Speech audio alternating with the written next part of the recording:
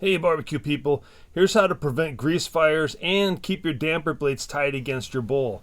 See these 2-inch plastic scrapers? They're worth their weight in gold. All that ash right there mixed with grease could become like a candle and burn while you're barbecuing, giving off bad smoke underneath your kettle while you're cooking. It's bad news.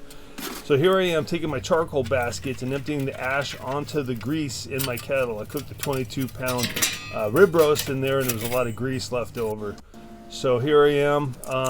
First, find the damper blades. It is very important to take your plastic scraper and go alongside of your damper blades, never towards your damper blades, because you do not want that plastic scraper to lift up your damper blades. That's the most important thing. But by scraping all the grease and with the plastic scraper, you save your damper blades from becoming loose from running over grease and other things in your kettle. So this is a good way to clean your kettle and keep your damper blades clean. Okay, after you empty out all the ash, you might want to clean the lid. And if you want to clean the lid today, take a ball of aluminum foil, rub it all over the lid and loosen up all that creosote.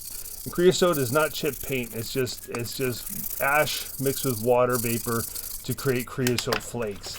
So scrape it off with the ball of foil and then rinse it off. I did it twice. You don't have to do this every time or every other month or even. Just rinse off the creosote and you won't have any things falling on your kettle. Well, that's it. That's how you prevent grease fires in your kettle.